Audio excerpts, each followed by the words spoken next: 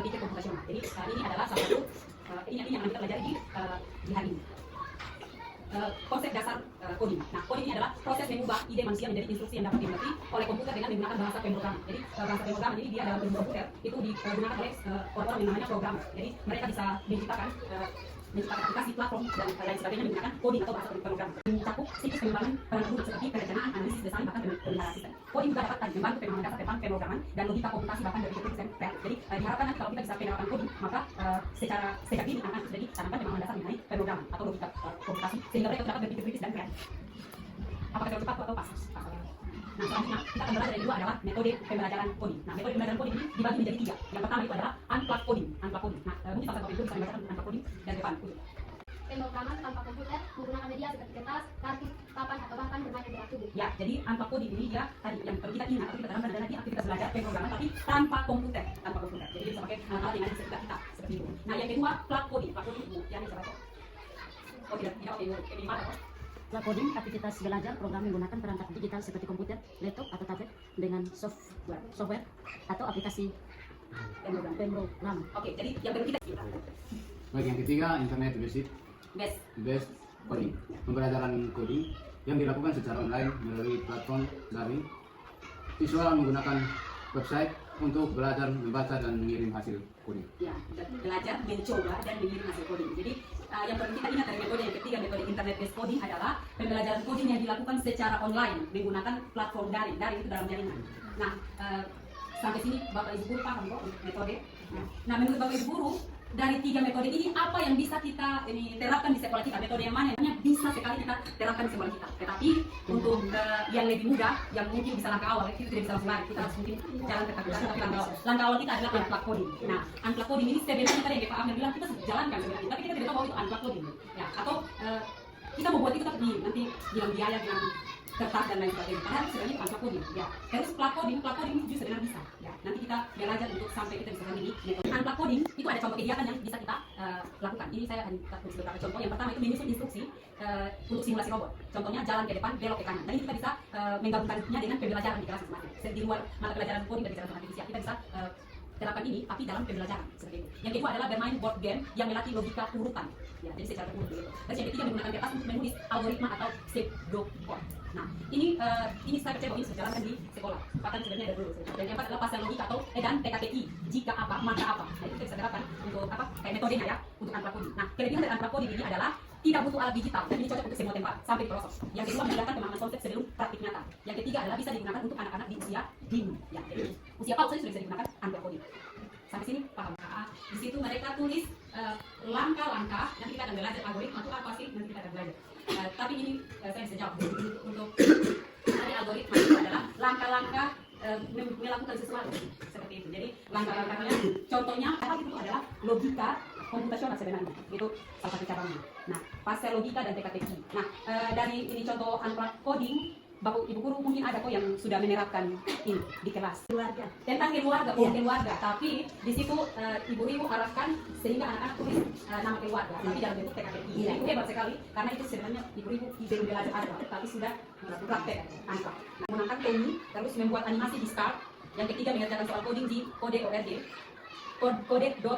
atau repi.it. Nah, sekarang kita lihat yang keempat adalah menyusun blok kode di aplikasi offline seperti Scratch, offline editor. Nah, kelebihan dari plugged coding ini adalah langsung melihat hasil dari platform code.org atau Start Online. Yang kedua Start Online, yang ketiga reddit.com, yang keempat kan Akademi Komputer Program.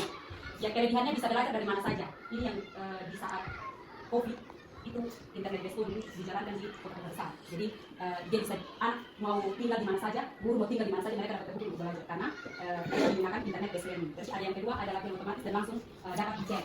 Yang ketiga adalah banyak pilihan materi dari pemula hingga akhir. Nah, kita juga sebenarnya di sini sudah menjalankan itu saat AMBK sebenarnya itu internet based coding. Jadi kita akan berhadapan dengan soal-soal dan menggunakan internet seperti itu.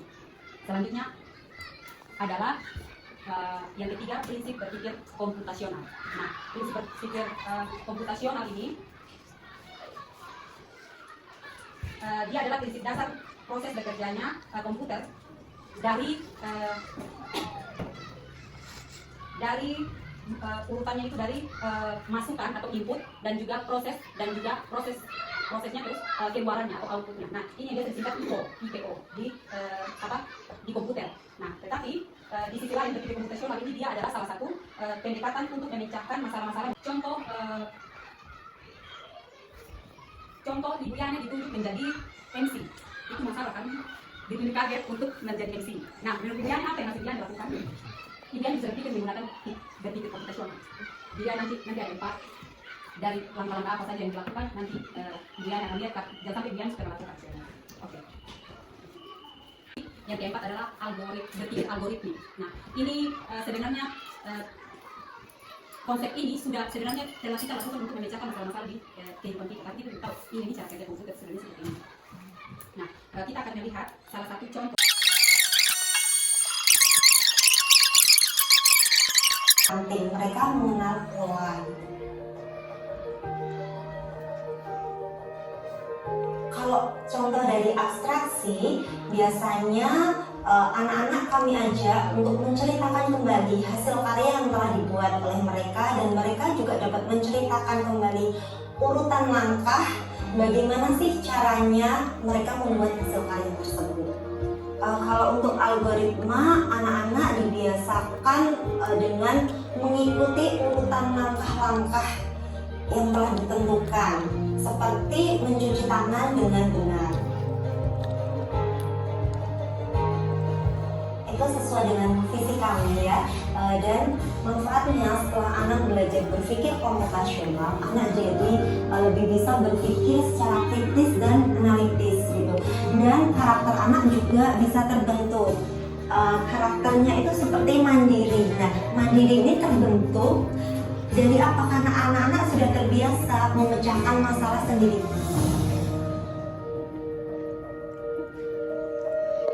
Kemudian disiplin. Anak-anak terbiasa melakukan kegiatan sesuai dengan urutan yang telah disepakati.